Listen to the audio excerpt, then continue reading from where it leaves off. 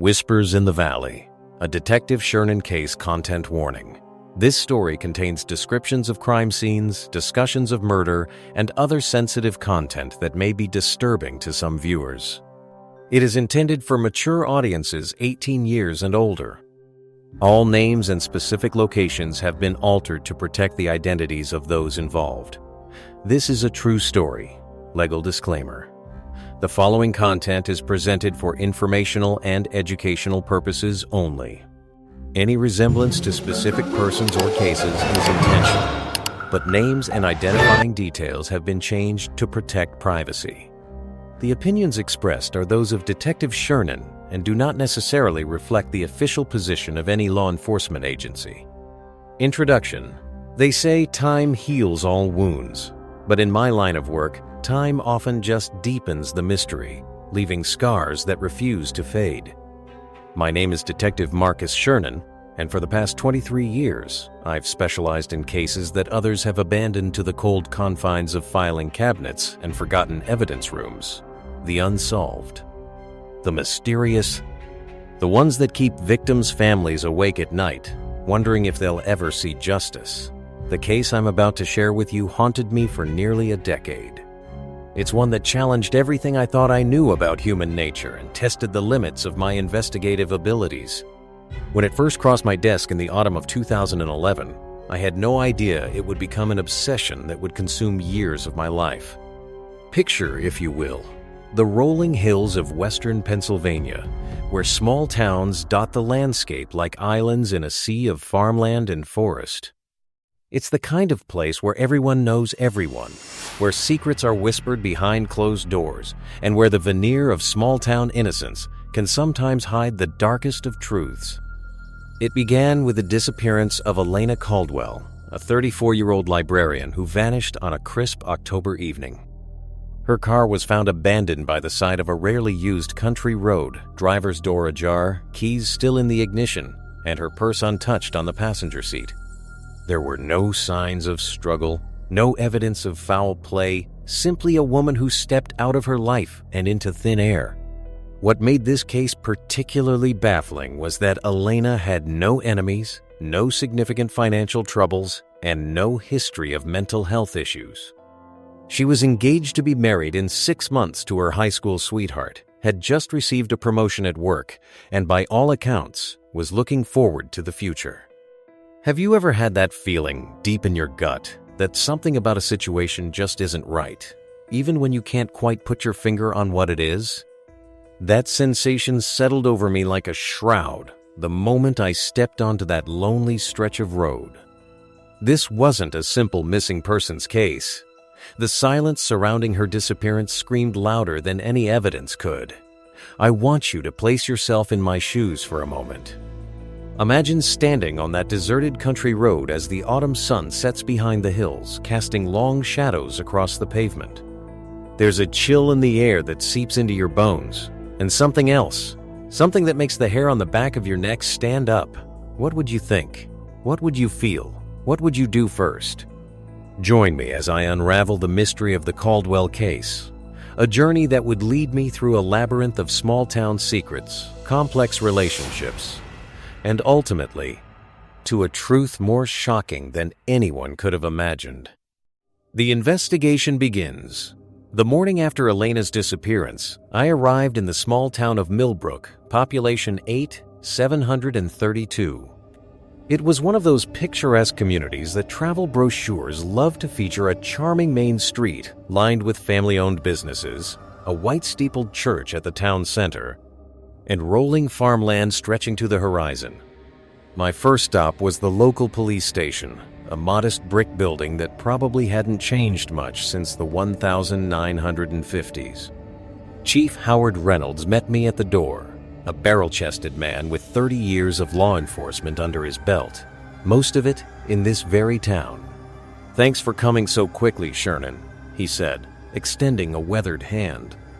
"This one's got the whole town on edge. Elena's family is well respected here." Reynolds led me to a small conference room where the preliminary case files were spread across a table. Photographs of Elena's abandoned vehicle, Initial witness statements and her personal information formed a mosaic that I hoped would eventually reveal a clear picture. "What can you tell me that's not in these reports?" I asked, scanning the documents. Reynolds sighed heavily, removing his hat and placing it on the table. Elena was the kind of person who kept this community together. Organized the summer reading program for kids, delivered books to the elderly who couldn't make it to the library, volunteered at the food bank every weekend. Her father was the high school principal for 30 years before he passed, and her mother still teaches second grade. "Any problems at home? Issues with the fiancé?" I asked. "It's always the most intimate relationships we examine first in cases like these." Daniel Porter. They've been together since they were 16. He reported her missing when she didn't come home from work. Guy's absolutely devastated, barely holding it together. I nodded, making notes. And the last person to see her? Margaret Simmons, the head librarian. Says Elena left work at the usual time, around 6 p.m. Nothing seemed off. I'll need to speak with both of them, and I want to see where her car was found. As we drove to the scene, Reynolds filled me in on the search efforts already underway. Local police, aided by volunteers from neighboring communities, had combed the woods surrounding the road where Elena's car was discovered. Canine units had been brought in, but lost her scent a few yards from the vehicle. It was as if she had simply evaporated. The road itself was unremarkable, a 2-lane county route that served as a shortcut between Millbrook and the neighboring town of Glendale.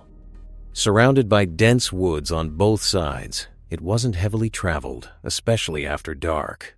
Elena's car had been spotted by a local farmer on his early morning drive to check on his livestock. Why would she have stopped here? I wondered aloud, surveying the area. This isn't on her usual route home. That's what's been bothering me, Reynolds admitted. There's nothing out here. No businesses, no residences for at least 3 miles in either direction. I walked the perimeter of where the car had been found, studying the ground carefully. The fall leaves had been disturbed in several places, but it was impossible to determine if this was related to Elena's disappearance or simply the result of the search teams that had already been through the area. What about her phone? Any activity after she left work? "That's another strange thing," Reynolds said, pulling out his notebook. Her last call was to Daniel at 5:30 p.m., telling him she'd be home by 7. Her phone pinged a tower near the library at 5 p.m., then nothing. And the timeline? When did Daniel report her missing? He called at 8:15 p.m. after trying her cell multiple times. Said it was unusual for her to be late without calling. I knelt down, noticing something partially hidden beneath the fallen leaves, a small silver hairpin. It wasn't much, but in my experience, the smallest details often hold the key to the biggest mysteries. "Bag this," I instructed, pointing to the hairpin. "And I want soil samples from around the car and tire impressions from the surrounding area. Let's find out if any other vehicles stopped here recently." As the forensic team got to work, I couldn't shake the feeling that we were missing something obvious. What would make an engaged woman with a stable life and promising future pull over on a deserted road miles from her usual route? Was she meeting someone? Was she forced off the road? Or was there another explanation entirely? I thought of something my mentor used to say. In most cases, the victim knows their assailant. The key is figuring out who they knew that they didn't know they knew. Have you ever had that experience where someone you thought you understood completely revealed a side of themselves you never suspected existed? Think about it. How well do we really know the people in our lives, even those closest to us? My next step was clear. I needed to delve into Elena's life, to understand not just who she was, but who the people around her were. And more importantly, I needed to discover what secrets might be hiding beneath Millbrook's peaceful surface. Little did I know that this investigation would uncover a web of relationships and hidden motives that would challenge everything I thought I knew about small-town dynamics. As I stood there on that lonely stretch of road, I couldn't possibly have imagined the twisted path that lay ahead, or the shocking truth that awaited at the end. Unraveling Elena's life. The Caldwell family home sat on a tree-lined street a few blocks from Millbrook's town center, a well-maintained Victorian with a wraparound porch and meticulously tended flower beds. It was the kind of house that spoke of generations of family history and careful preservation. As I approached, I could feel the weight of grief hanging over the property like a physical presence. Martha Caldwell, Elena's mother, greeted me at the door. Despite her obvious distress, she carried herself with a quiet dignity that I've often observed in people who are accustomed to being pillars of their community. Her hands trembled slightly as she led me into a living room where framed photographs chronicled Elena's life from gap-toothed school pictures to her college graduation. "Please, Detective, tell me you have some news." The hope in her voice was heartbreaking. "I'm just beginning my investigation, Mrs. Caldwell," I explained gently. "But I'm going to do everything in my power to find your daughter." I needed to understand who Elena was, her routines, her relationships, her dreams. Often, the key to finding a missing person lies in the details of their everyday life. Elena has always been responsible, Martha said, her eyes fixed on a recent photo of her daughter. Even as a child, she was the one who made sure everyone was taken care of. After her father passed away 3 years ago, she checked on me every single day. "Can you think of anyone who might want to harm her? Any conflicts, no matter how minor?" Martha shook her head firmly. "Everyone loves Elena. She mediates problems, she doesn't create them." "What about her relationship with Daniel? Any issues there?" A flicker of something hesitation crossed Martha's face before she answered. "They've been together so long, they're practically one person. Of course, they've had their disagreements over the years, but nothing serious. Mrs. Caldwell, I've found that sometimes the most important information comes from the things that seem unimportant. Has Elena done anything unusual recently?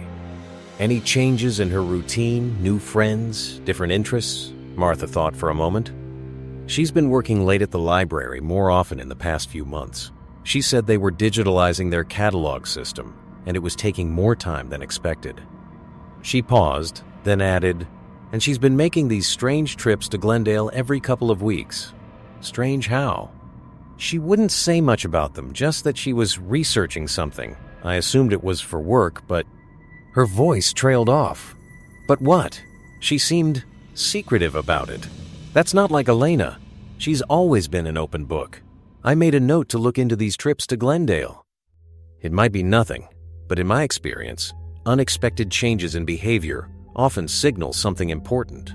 "One more question, Mrs. Caldwell. Does the name Margaret Simmons mean anything to you?" "Maggie? Of course. She's the head librarian, Elena's boss. They've worked together for years." Martha hesitated again. "They used to be very close, but lately, I don't know. Elena hasn't mentioned her as much." "Interesting. Another relationship that might have changed recently."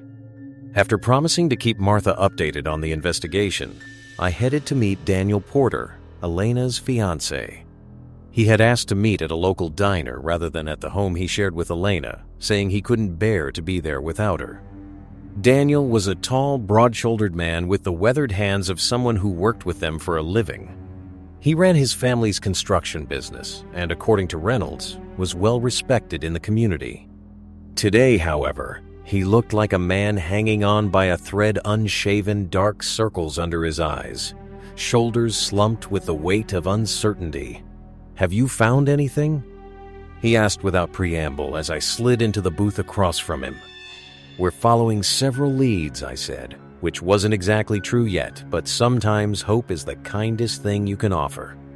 "I need to ask you some questions that might be difficult, but they're necessary." He nodded, his coffee untouched in front of him.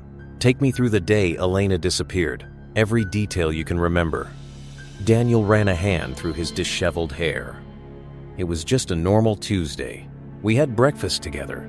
She was excited about some new books that had come in for the children's section." His voice caught. "We talked about flower arrangements for the wedding. I kissed her goodbye, told her I loved her, and went to work. And later that day, I was at a construction site in Ridgemont all day. Around 5:30, Elena called to say she was wrapping up at work and would be home by 7. She was going to pick up ingredients for dinner. He swallowed hard. When 7 came and went, I called her cell, but it went straight to voicemail. By 8, I knew something was wrong. Had Elena been acting differently in any way recently? Any changes in her mood or routine? Daniel stared into his coffee cup. She's been preoccupied lately, working late more often. When I asked about it, she said it was just end-of-quarter reports and budget meetings. But you didn't quite believe her?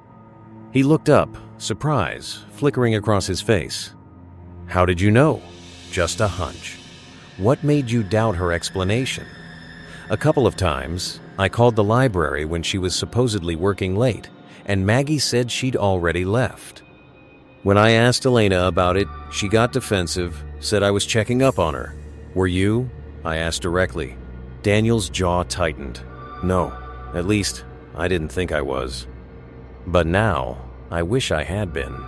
Maybe I'd know where she went, who she was with. Do you think she was seeing someone else? The question hung in the air between us. It's one of the hardest things to ask a person when their loved one is missing, but necessary. People in relationships keep secrets, and those secrets can be crucial to finding them. No, Daniel said finally, but without the immediate indignation I might have expected. Elena isn't the type to cheat. But I think she was involved in something she didn't want me to know about. Like what? I found receipts from a motel in Glendale, 2 different occasions in the past month. When I asked her about them, she said she was attending a library conference and the county wouldn't reimburse for it, so she paid herself. Did you believe her? I wanted to. The admission seemed to pain him, but I checked, and there was no conference. This was the first concrete lead, and it aligned with what Martha Caldwell had said about Elena's mysterious trips to Glendale. One more thing, Daniel added, as I was about to leave. About a week before she disappeared, I overheard part of a phone conversation. Elena said, "You don't understand what's at stake here." She sounded scared. His eyes met mine, filled with a mixture of fear and frustration. I asked her about it later, and she brushed it off, said it was about a grant application for the library. But I know her voice when she's afraid, Detective. Something had her terrified. As I left the diner, the missing pieces of Elena Caldwell's life were starting to form a troubling picture.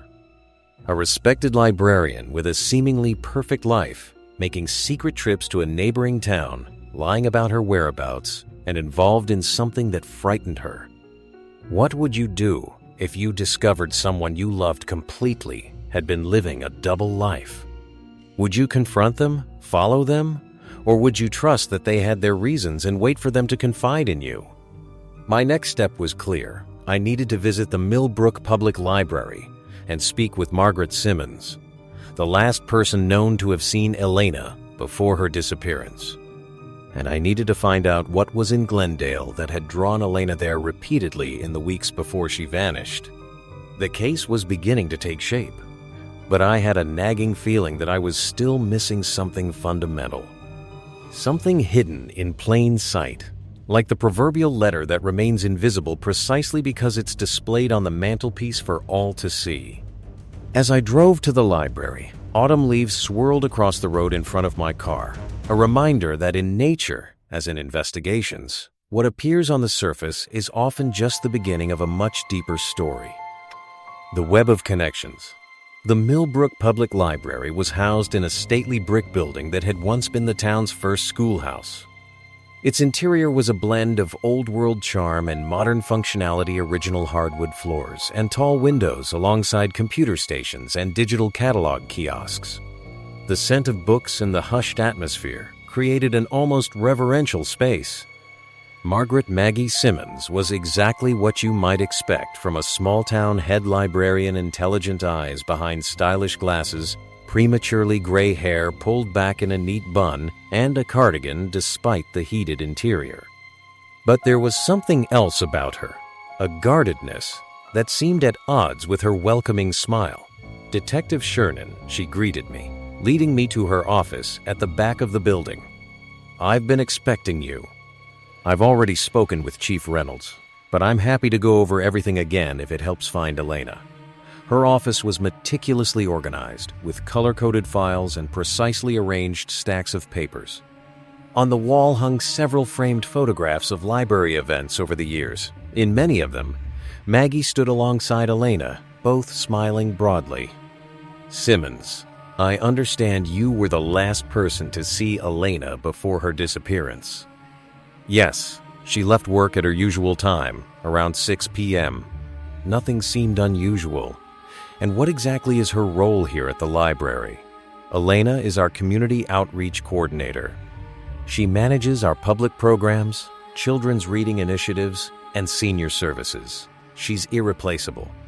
Maggie's voice caught on the last word, and I noticed she used the present tense when speaking of Elena, a common behavior among those who refuse to accept that someone might be gone. I've been told that Elena has been working late frequently over the past few months. Can you confirm that? Maggie's expression shifted almost imperceptibly.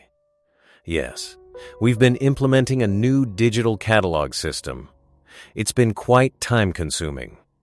Yet Daniel Porter mentioned calling here several evenings when Elena said she was working late, and you told him she had already left.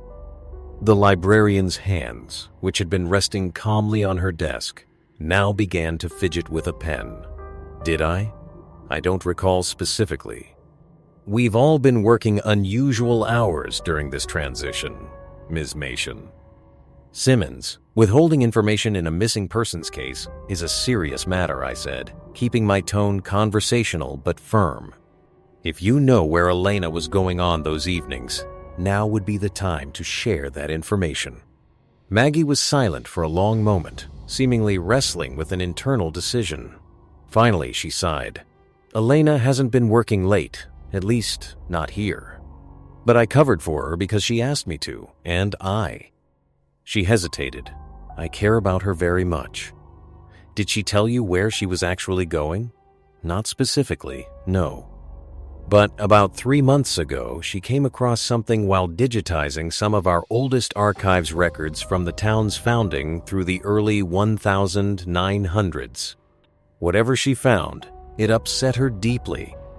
She became obsessed with researching something related to those records. What kind of records are we talking about? Property deeds, town council minutes, personal correspondence donated by founding families. Elena spent hours going through them, making copies, taking notes. Then she started making trips to Glendale. She said she needed to cross-reference with their historical society's archives. And that's all she told you? Maggie hesitated again. Not exactly. 2 weeks before she disappeared, she came to my house late one night. She was agitated, said she'd discovered something that could change everything. Her words, not mine. Change what, exactly? She wouldn't say. But she mentioned a name, Harrison Blackwood. The name meant nothing to me, but I made a note of it. And who is Harrison Blackwood? That's just it, I don't know. There's no record of anyone by that name in Millbrook's history, at least not that I'm aware of. When I asked Elena about him, she just said it was better if I didn't know the details. One final question, Miss Simmons. What was the nature of your relationship with Elena? Maggie's cheeks flushed slightly, but she held my gaze. We're colleagues and friends. Close friends. Just friends? Her eyes flashed with momentary anger. I'm not sure what you're implying, Detective, but yes, just friends. Though there was a time when I hoped. She trailed off, then straightened her shoulders. Elena is engaged to Daniel. They've been together since high school. Whatever feelings I might have had, I respected their relationship. Interesting. An unrequited attachment could certainly complicate matters, especially if Elena had been confiding in Maggie rather than her fiancé about her mysterious research. Thank you for your candor, Ms. Simmons. I'd like to see these archives that Elena was researching. Maggie led me to the library's basement where the oldest records were stored. The archives room was climate-controlled, with rows of metal shelving holding carefully preserved documents in acid-free boxes and folders. "This is where Elena spent most of her time," Maggie said, indicating a table strewn with materials. "I haven't disturbed anything since she went missing." I examined the documents on the table, photocopies of property deeds from the late 1800s, genealogical charts of several families, and maps of Millbrook and surrounding areas from different time periods. In the margins of many pages were Elena's handwritten notes, often connected with arrows and question marks. One name appeared repeatedly in her notations, Blackwood, and next to it, in several places, she had written GB connection and proof in Glendale. GB, could that stand for Glendale Blackwood? I wondered aloud. Maggie shook her head. "I'm not sure. Elena was very secretive about this research. Whatever she discovered, she believed it was significant enough to keep to herself." After photographing the documents and Elena's notes, I thanked Maggie and prepared to leave. At the door, she caught my arm. "Detective, there's one more thing." The day before Elena disappeared, I overheard her on the phone. She said, "I know what happened in 1897. I have proof now." Then she noticed me and quickly ended the call. Maggie's eyes were filled with worry. I've been thinking about it constantly since she went missing. What could have happened in 1897 that would matter so much today? It was a good question, and one I intended to find the answer to. My next stop would be Glendale, specifically their historical society. If Elena had found something important in those archives, I needed to know what it was. As I drove the 15 miles to Glendale, I wondered about the connections between past and present. How often do the secrets of history reach forward through time to affect the lives of those in the present? More often than we might think. Have you ever discovered something about your family's past that changed how you viewed your present? A secret kept for generations, a truth hidden behind carefully constructed stories? History isn't just what happened. It's also what was deliberately forgotten, erased, or rewritten. Glendale was larger than Millbrook, with a more commercial downtown and less of the quaint charm. The Historical Society was housed in what had once been the mayor's residence, a Greek revival structure set back from the street behind a small but well-tended garden. Inside, I was greeted by Dr. Residence by Dr. .5. Victor Harmon, the Society's director, a retired history professor with bushy white eyebrows and an enthusiasm for his subject that bordered on evangelical. Elena Caldwell? Yes, of course I remember her, he said when I explained the purpose of my visit. Bright young woman, very determined. She was researching the connection between Glendale and Millbrook in the late 19th century, particularly focusing on property transactions and family histories. Did she mention someone named Harrison Blackwood? Dr. blashed. Harmon's eyebrows shot up in surprise. Interesting that you should ask. The Blackwoods were one of Glendale's founding families, but Harrison Blackwood was something of a black sheep. There was quite a scandal involving him around 1897. What kind of scandal? Murder, my dear detective. Harrison Blackwood was accused of killing his business partner, Jonathan Wright, over a land dispute. The case never went to trial because Blackwood disappeared before he could be arrested. The prevailing theory was that he fled to Canada, but his body was never found. And how does this connect to Millbrook? That's what was so curious about Ms. Caldwell's research. She was convinced that Harrison Blackwood had not fled, but had instead established a new identity in Millbrook. She believed he had changed his name and founded one of the town's most prominent families. The pieces were starting to fit together, forming a picture that was both historical and potentially explosive for the present. Which family did she think he became part of? Dr. Harmon hesitated. I'm not sure I should say. These are respected families we're talking about, and without concrete proof, Dr. Harmon Elena Caldwell is missing.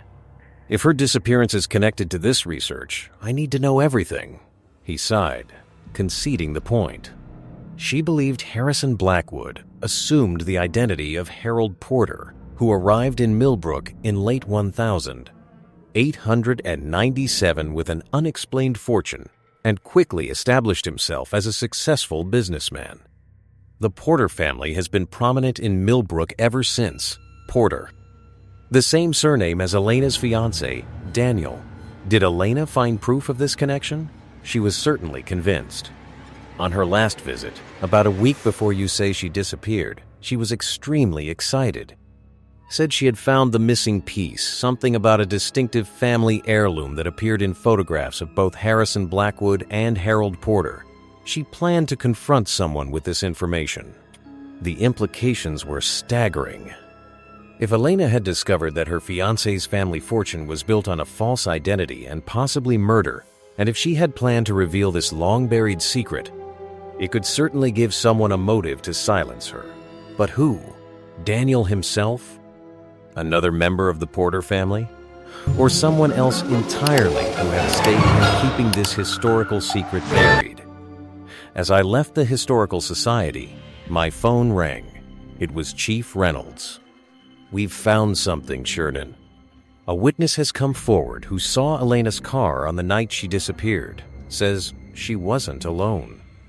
The case was about to take another turn, and I had a feeling we were getting closer to the truth. A truth that had been hidden for over a century, waiting to be discovered. The mid-story climax. A shocking discovery. The witness was Travis Mitchell, a local truck driver who regularly traveled the road where Elena's car had been found. He had initially hesitated to come forward, claiming he didn't want to get involved, but his conscience had eventually gotten the better of him. I met him at the police station, where he sat nervously twisting his baseball cap in his hands.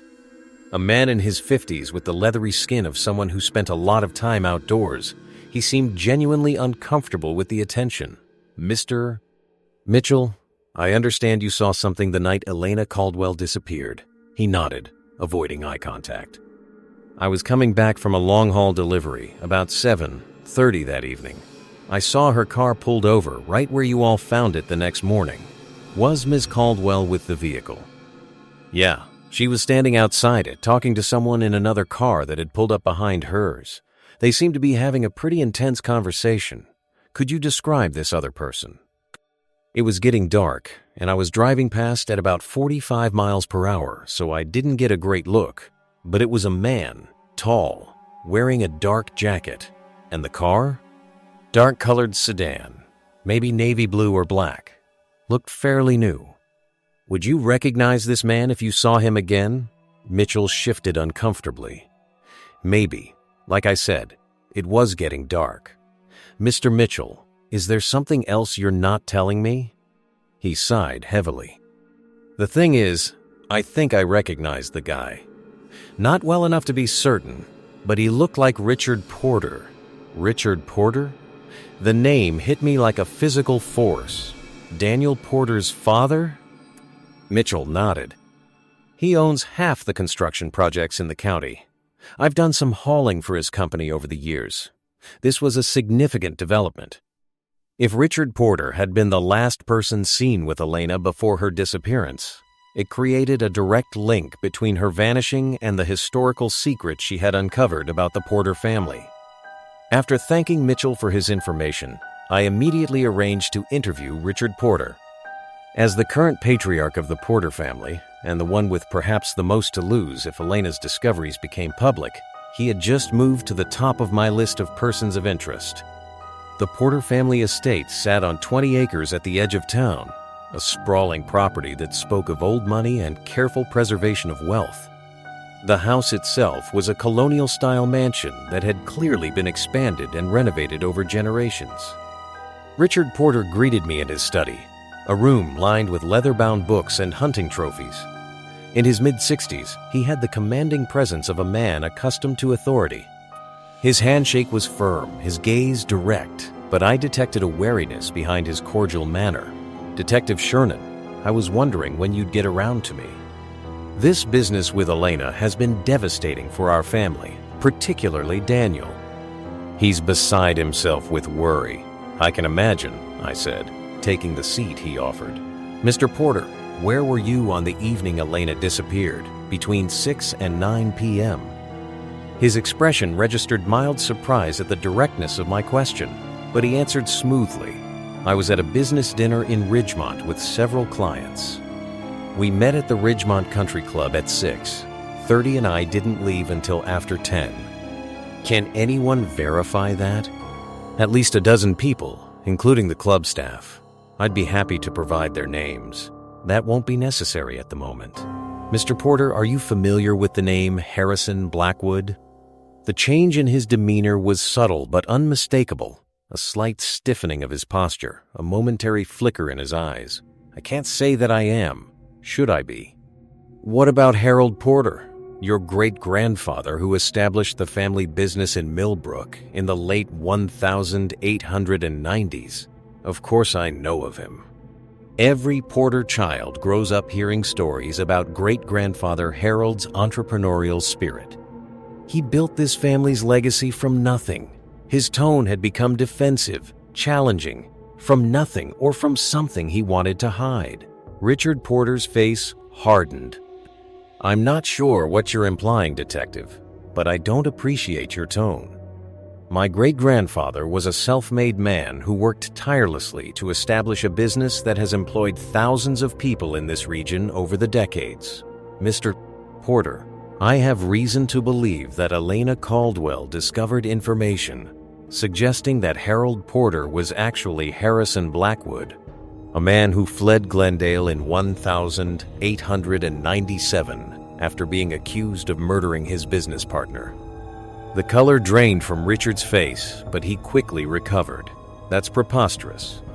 Where would Elena have gotten such a ridiculous idea? From historical records in both Millbrook and Glendale. She was quite thorough in her research, from what I understand. And you think this historical fantasy has something to do with her disappearance? That's quite a leap, Detective. Is it? A witness has come forward who places you with Elena on the evening she disappeared at the location where her car was found. For the first time, Richard Porter appeared genuinely shocked. That's impossible. As I told you, I was at the country club all evening. Whoever this witness is, they're mistaken or lying. So you deny meeting with Elena that evening? Absolutely. I haven't seen Elena since Sunday dinner at our house, 3 days before she went missing. Mr. Porter, I should inform you that withholding information in a missing persons investigation is a serious offense.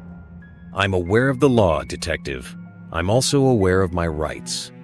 If you're implying that I had something to do with Elena's disappearance, I suggest you speak to my attorney before asking any more questions. Our conversation was clearly at an end, but I had gotten what I came for confirmation that the Porter family history was a sensitive subject, and that Richard Porter's alibi for the night of Elena's disappearance would need to be verified. As I was leaving, I noticed a framed photograph on a side table, a black and white image of a stern-looking man in late 19th century attire. The resemblance to Richard Porter was striking. Is that Harold Porter? I asked, pausing to examine the photograph. Richard hesitated before answering. Yes, taken around 1900, shortly after he established our family in Millbrook. What caught my eye wasn't the man's face, but what he wore on his watch chain, a distinctive medallion with an unusual design. I had seen that same medallion in one of the photographs Elena had been examining in the library archives, but in that image, it had been worn by Harrison Blackwood. It was the connection Elena had discovered the family heirloom that linked the two supposedly different men. And now, over a century later, it might be the key to solving her disappearance. I left the Porter estate with my mind racing. The historical mystery was coming into focus, but the present-day implications were still unclear. If Richard Porter had been with Elena the night she disappeared, what had they discussed? Had she confronted him with her findings about his great-grandfather's true identity? And most importantly, where was she now? On my drive back to the police station, Chief Reynolds called again. His voice was tense, urgent. Shernan, you need to get to the Millbrook Reservoir immediately. The search team has found something. Elena? I asked, my heart pounding. No, but it might be related to her disappearance, and it's bad, really bad. I arrived at the reservoir 20 minutes later. The scene was chaotic police vehicles, an ambulance, forensic technicians setting up equipment. Reynolds met me at the perimeter tape, his face grim. This morning, we expanded the search area to include the reservoir and surrounding woods, he explained as we walked toward the water's edge. One of the cadaver dogs got a hit about an hour ago. We've been digging since then, and... Reynolds stopped, turning to face me directly. We found human remains, Shernan. Not recent, the ME estimates they've been there for decades. But here's the thing. They were in a shallow grave, wrapped in a blanket that has the Porter family crest embroidered on it. The revelation hit me like a thunderbolt. You think it could be Harrison Blackwood? Or whoever the hell he really was? Yeah, that's exactly what I'm thinking. Just then, one of the forensic techs called out, "Chief! Detective! You need to see this." We rushed over to where the technician was carefully brushing dirt from the partially excavated remains. In his gloved hand, he held a tarnished metal object, a pocket watch, with a distinctive medallion attached to the chain.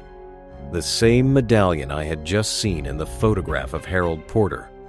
The same medallion Elena had identified as belonging to Harrison Blackwood. My God, Reynolds breathed. What the hell have we stumbled into? It was a watershed moment in the investigation. The point where past and present collided with potentially explosive consequences.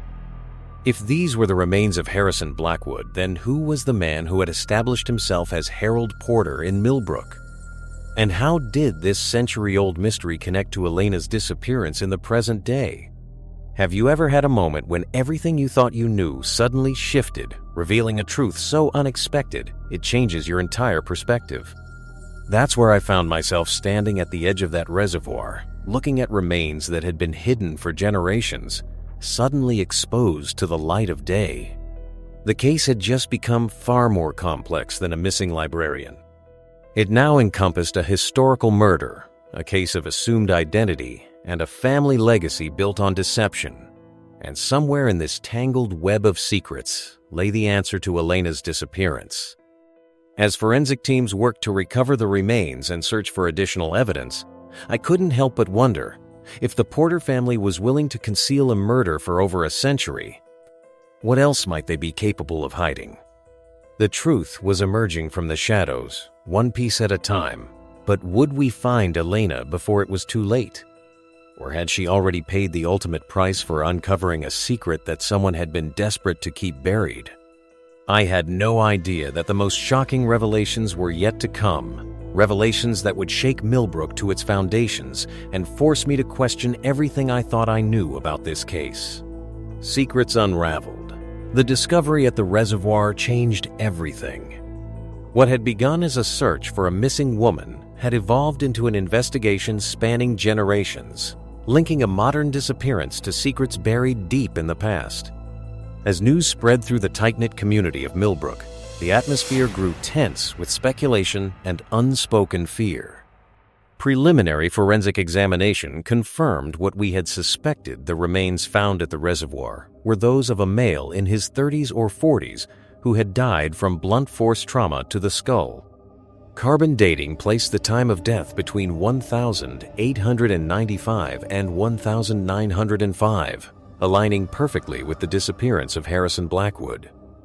But if these were Blackwood's remains, then who was the man who had arrived in Millbrook in 1897 calling himself Harold Porter? And what did any of this have to do with Elena's disappearance? The answer to the first question came from another unexpected source. Following up on Elena's research trail, I visited the Glendale Historical Society again, this time with a more specific focus. Dr. Harmon, did Elena ever mention Jonathan Wright, the business partner that Harrison Blackwood allegedly murdered? The historian's face lit up with the enthusiasm of someone who loves sharing obscure knowledge. Indeed, she did. Wright was a fascinating character, a self-made man who had partnered with Blackwood in several ventures. The land dispute that allegedly led to his murder involved a significant gold discovery on property they jointly owned. And did she look into what happened to Wright after Blackwood's disappearance? As a matter of fact, she did. According to newspaper accounts, from the time Wright sold his interests in Glendale and moved away shortly after Blackwood vanished. The assumption was that he wanted to distance himself from the scandal. Did Elena happen to find out where Wright went? Dr. Harmon smiled, his eyes twinkling behind his spectacles. That was her breakthrough, Detective. She discovered an article from a Philadelphia newspaper dated October 1897 that mentioned Jonathan Wright boarding a train westbound. And then, most interestingly, she found a deed of sale in the Millbrook records for a significant property purchase by one Harold Porter in December of the same year. The implication was clear, but still startling. Are you suggesting that Jonathan Wright, not Harrison Blackwood, assumed the identity of Harold Porter? That was Elena's theory, and I must say, the evidence she assembled was quite compelling. She found photographs of both men, and while there were differences, Wright wore a beard while Porter was clean-shaven, the underlying facial structures appeared similar. So Wright kills his partner Blackwood over the gold discovery, disposes of the body, and then establishes himself in Millbrook under a new identity, using the proceeds from the gold to build his fortune. Exactly. It's the perfect crime. He eliminates his partner, takes all the profits, and starts fresh where no one knows him, beyond the reach of suspicion. But why would Elena's discovery of this historical crime lead to her disappearance in the present day? Surely the statute of limitations has long expired, and none of the current Porters were involved in the original crime. Dr. Harmon's expression grew serious.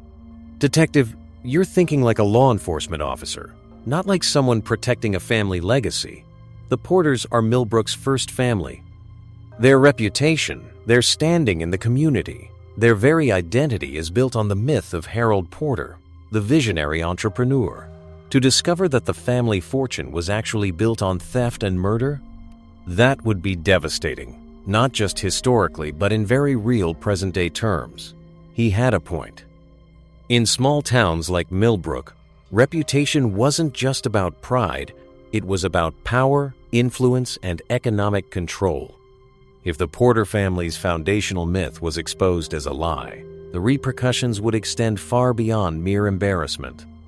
But was that enough motive for someone to harm Elena? To make her disappear? The next step was to confirm Richard Porter's alibi for the night Elena vanished. If the witness was correct, and Richard had been the last person seen with Elena, his claimed business dinner at the country club needed verification. A call to the Ridgemont Country Club confirmed that Richard Porter had indeed attended a business dinner on the night in question. However, the timing was crucial according to the club's records. The dinner had begun at 8:30 p.m., not 6:30 as Richard had claimed. This gave him ample time to have met with Elena at 7:30, as our witness had reported. When confronted with this discrepancy, Richard Porter became defensive. So I got the time wrong. It was over a week ago, and I've been distraught about Elena's disappearance. It doesn't mean I had anything to do with it. Mr. Porter, a witness places you with Elena on that county road at approximately 7:30 p.m. the last time anyone saw her. I need you to tell me exactly what happened during that meeting. Richard paced his study, agitated in a way I hadn't seen during our previous conversation. Finally, he stopped and faced me. All right. Yes, I met with Elena that evening. She called me, asked to meet somewhere private. She said it was urgent and concerned the family. And what did she tell you during this meeting? She had this wild theory about my great-grandfather. Said she had proof that he wasn't who he claimed to be, that the Porter family fortune was built on murder and deception. He shook his head in apparent disbelief. She threatened to go public with it unless we agreed to establish a large community foundation and restitution. She called it making things right. How did you respond to this? I told her she was mistaken, that our family has always been honorable. I asked to see her evidence, but she refused, said it was safely stored away. And then what happened? We argued. I'll admit I lost my temper. told her she was making a huge mistake that would destroy Daniel's life along with the rest of the family. She got back in her car and drove away. That was the last I saw of her, I swear. In which direction did she drive? Richard hesitated. Away from town, further along the county road. I assumed she was going to cool off before going home. And you went directly to your dinner at the country club after this? Yes. I was late, which is why the dinner started at 8:30 instead of earlier as planned. You can verify that with everyone who was there. Something in his story didn't add up. If Elena had driven away from their confrontation, why was her car found at exactly the spot where they had met? And if Richard had gone straight to his dinner, why was there a gap of nearly an hour between when the witness saw him with Elena and when he arrived at the country club? While we were processing this new information, another breakthrough came from an unexpected source, Maggie Simmons, the head librarian. She called me, her voice urgent and strained. "Detective, I've found something in Elena's desk that I think you should see. A flash drive hidden in a false bottom of her drawer. I wouldn't have found it except I was cleaning up and the drawer stuck." Within the hour, I was back at the library, examining the contents of the flash drive on Maggie's computer. It contained dozens of scanned historical documents, photographs, and Elena's detailed notes about her investigation into the Porter-Blackwood-Wright connection. But most significantly, it contained a video file dated the day before Elena disappeared. In the video, Elena spoke directly to the camera, her expression serious and determined. "If you're watching this, then something has happened to me. The information I've gathered is all here proof that Harold Porter was actually Jonathan Wright, who murdered his business partner Harrison Blackwood in 1897 and stole their joint gold discovery to establish himself in Millbrook. I've confronted Richard Porter with this information, but he denied everything and became threatening. Tomorrow I'm meeting with someone who says they can provide the final piece of evidence I need, a descendant of Harrison Blackwood's sister who has family letters describing the events surrounding his disappearance. After that, I plan to go public with everything. If I don't get the chance, please ensure that the truth comes out." The video ended with Elena sharing the location of a safe deposit box where she had stored physical copies of all her evidence. This was the breakthrough we needed, proof that Elena had feared for her safety before her disappearance, and a clear motive for why someone might want to silence her. But who was this mysterious descendant she planned to meet? And was this meeting, rather than her confrontation with Richard Porter, what had led to her disappearance? A closer examination of Elena's notes on the flash drive provided the answer. In a file labeled Blackwood Descendants, she had traced Harrison Blackwood's family line through his sister, ending with a current resident of Millbrook, none other than Margaret Maggie Simmons. I turned to face the librarian, who had been watching over my shoulder as I reviewed the files. Her face had gone pale. "You're Harrison Blackwood's great-great-grandniece," I said. It wasn't a question. Maggie nodded slowly. "My grandmother told me stories about her great-uncle Harrison, who was killed by his treacherous business partner. It was family lore, passed down through generations. But we never had proof, never knew what really happened to him. Until Elena started digging into the past. You were the person Elena was planning to meet the day she disappeared, weren't you? The one with the family letters?" "Yes," Maggie admitted. "I was going to give her my grandmother's correspondence letters from Harrison's sister describing her suspicions about Jonathan Wright. But Elena never showed up for our meeting. Why didn't you tell me this earlier?" Tears welled in Maggie's eyes. "Because I was afraid. The Porters are powerful in this town, Detective. If they found out I was helping Elena expose their family secret." She didn't need to finish the thought. "Do you still have these letters?" She nodded, reaching into her desk drawer. "I've kept them ready, hoping Elena would come back, hoping there was still a chance to set things right." The letters, yellowed with age but carefully preserved, provided a first-hand account of Harrison Blackwood's sister's suspicions about Jonathan Wright. She described Wright's unusual interest in her brother's personal effects after his disappearance, particularly a distinctive medallion that had been a family heirloom. The same medallion we had found with the remains at the reservoir. The same medallion visible in photographs of both Harrison Blackwood and Harold Porter. With this new evidence, the historical puzzle was nearly complete. Jonathan Wright had murdered his partner, Harrison Blackwood, likely over the gold discovery they shared. He had then assumed a new identity as Harold Porter, using the gold proceeds to establish himself in Millbrook. The Porter family dynasty had been built on this original act of theft and murder, but the present-day mystery of Elena's disappearance still remained unsolved. If Richard Porter had been telling the truth about Elena driving away from their meeting, where had she gone? And how had her car ended up back at the same location the next morning? The answer came from yet another unexpected source, Daniel Porter himself. He arrived at the police station looking haggard and desperate. "I need to talk to you, detective. About my father and about Elena." In the interview room, Daniel's hands shook as he clasped them on the table between us. "I've been doing my own investigating since Elena disappeared. I found something in my father's garage last night, Elena's cell phone, hidden in a toolbox. My pulse quickened. Did you bring it with you?" He placed a plastic bag containing the phone on the table. "I haven't touched it except to put it in this bag. I know enough about evidence from all the crime shows Elena made me watch."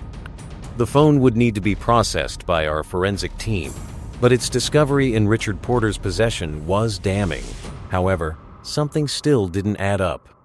"Daniel, your father claims that Elena drove away after their meeting. If that's true, how did her phone end up in his garage?" Daniel's face contorted with grief and anger. "Because he's lying. I overheard him talking to my Uncle James late last night. They didn't know I was in the house." He took a shaky breath. "My father admitted that Elena never drove away. They argued, and he pushed her. She fell and hit her head on a rock. He said it was an accident, that he never meant to hurt her." My heart sank. "Daniel, are you saying your father killed Elena?" Tears streamed down his face now. He told James that he panicked. He put her in the trunk of his car, drove her somewhere, and buried her. Then he went to his dinner at the country club like nothing had happened. The next morning, he moved her car back to where they had met to make it look like she had disappeared from there.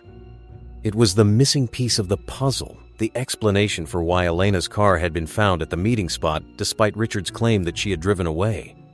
But if Daniel's account was accurate, where had Richard buried Elena's body? Did you hear him say where he took her? Daniel shook his head. "No, but..." He hesitated, then continued.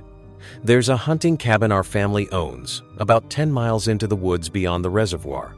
It's isolated, hardly anyone knows about it. If he wanted to hide someone, that would be the place." Within the hour, we had assembled a search team and were headed to the Porter family hunting cabin.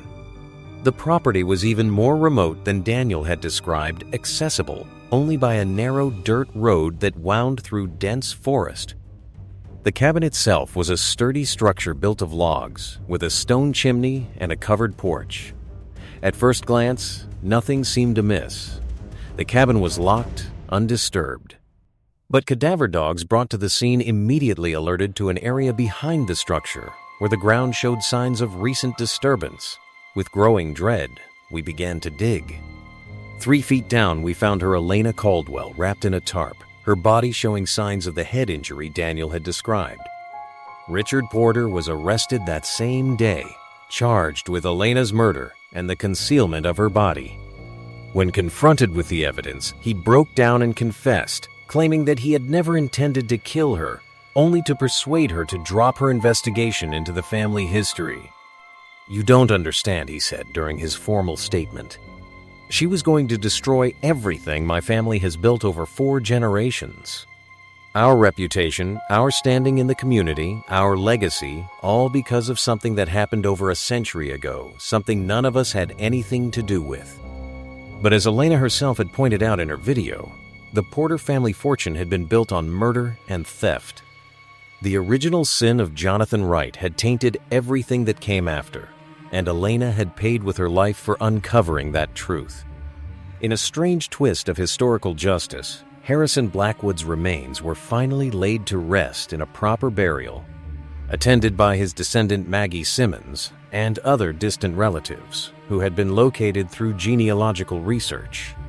The medallion found with his remains was confirmed by experts to be a unique piece crafted in the 1870s. Historical photographs clearly showed it first on Harrison Blackwood, then later on Harold Porter, the final proof of Jonathan Wright's deception. As for the Porter family, the revelations shattered their standing in the community. Daniel, devastated by his father's actions and the truth about his family's origins, established the Elena Caldwell Foundation for Historical Truth with the fortune he inherited, fulfilling Elena's original request for restitution. Have you ever wondered how the secrets we keep or those kept by our ancestors shape who we are and what we become? How far would you go to protect a family legacy, even if that legacy was built on deception? These are the questions that lingered in my mind as the case came to its conclusion. The truth about the past had finally come to light, but at a terrible cost. Elena Caldwell, a young woman whose only crime was her dedication to historical truth, had lost her life because someone valued reputation more than honesty, legacy more than justice. As I packed up my notes on the case, preparing to move on to my next assignment, I couldn't help but reflect on the power of secrets, how they can stretch across generations, how the decisions made by those long dead can continue to influence the living, and most of all, how the truth, no matter how deeply buried, has a way of eventually coming to light. That's the thing about secrets. They're like time capsules buried in shallow graves, waiting for someone with the courage and determination to unearth them. Elena Caldwell had been that person, and though it cost her life, her legacy would be the truth she had fought to reveal. In my years as a detective specializing in cold cases, I've learned that the past is never truly past. It lives on in the present, shaping our lives in ways we might never fully comprehend. The best we can do is face it honestly, acknowledge its influence, and try to make amends for the wrongs committed before our time. That perhaps is the most important lesson of the Caldwell case, a lesson about truth, justice, and the courage to confront the shadows of the past. No matter how powerful the forces that prefer those shadows to remain undisturbed. Moral reflection. As I sit here in my office, surrounded by case files and photographs, the faces of those involved in the Caldwell investigation stare back at me from across time. Elena's bright smile in a photo taken just weeks before her death. Richard Porter's haunted eyes in his mugshot. The stern visage of Harold Porter in that century-old photograph. The stolen medallion prominently displayed on his watch chain. This case has stayed with me more than most, perhaps because it illustrates a profound truth about human nature, our capacity for both deception and courage, for protecting lies and for seeking truth, sometimes at any cost. I've spent my career unraveling the tangled threads of human motivation, trying to understand why people make the choices they do. But in the end, it often comes down to the same fundamental questions. What do we value most? What are we willing to sacrifice to protect those values? And what happens when our values collide with those of others? Richard Porter valued family legacy above all else, the reputation and standing that had been built over generations. To him, Elena's discovery threatened everything he held dear, everything that defined who he was in the world. In his mind, that justified silencing her, first through intimidation and ultimately through violence. Elena valued truth and justice. She believed that no family's reputation should be built on deception, that the past needed to be acknowledged honestly before the present could be lived authentically. She was willing to risk her relationship with Daniel and even her safety to bring that truth to light, and Daniel Porter found himself caught between these competing values, loyalty to family versus commitment to truth. In the end, he chose truth, even though it meant acknowledging that his entire family identity had been built on a foundation of lies. What would you have done in any of their positions? If you discovered your family's fortune was built on murder, would you fight to conceal that truth or work to make amends? If you uncovered such a secret about someone else's family, would you expose it, knowing the pain and disruption it would cause? And if you were caught between loyalty to family and dedication to truth, which would you choose? These aren't easy questions. They touch on the most fundamental aspects of who we are and what we believe. They force us to confront the possibility that our most cherished beliefs about ourselves and our histories might be built on falsehoods. But here's what I've learned after decades of investigating cases like Elena's. Secrets don't lose their power when they're exposed. They lose their power when they're confronted and addressed. The damage caused by Jonathan Wright's original deception might have been mitigated generations ago if the truth had been acknowledged. Instead, that secret festered for over a century, eventually claiming another life. The moral of this story, if there is one, might be this. The past doesn't determine who we are, but how we respond to the past, especially its darkest chapters, certainly does. Richard Porter could have acknowledged the truth Elena discovered, made amends, and transformed his family legacy into something truly worthy of pride. Instead, he added another crime to the one that had founded his family fortune. Daniel Porter, on the other hand, chose a different path. By establishing the Elena Caldwell Foundation, he acknowledged the truth about his family's origins while creating a new legacy, one built on honesty, restitution, and genuine service to the community. As we navigate our own lives, we all face choices about which values will guide our actions. Will we choose comfort over truth, reputation over integrity? Or will we have the courage to face reality, however uncomfortable, and build our futures on foundations of honesty rather than deception? Elena Caldwell made her choice. She believed that truth mattered more than comfort, that justice mattered more than reputation. She paid the ultimate price for that belief, but in doing so, she changed the course of history for Millbrook and brought a measure of peace to Harrison Blackwood's descendants after more than a century. In my line of work, I see the worst of human behavior, the violence, the deception, the selfishness. But I also see extraordinary courage, compassion, and integrity. Elena Caldwell embodied those qualities, and though her life was cut tragically short, her impact will resonate through generations to come. So I ask you, as you reflect on this case, what secrets might you be protecting that should be brought to light? What truths are you avoiding that need to be confronted? And what legacy do you want to leave for those who come after you? These are questions worth pondering, not just for detectives like me who make a career of uncovering hidden truths, but for all of us who seek to live lives of meaning and integrity. Thank you for joining me on this journey through the Caldwell case. If this story has affected you, please share it with others who might benefit from its lessons. And remember, in the words Elena Caldwell wrote in her final notes, truth may be painful, but it is the only foundation on which justice can be built. If you've enjoyed this investigation, please consider subscribing to my channel for more cold cases and the lessons they hold.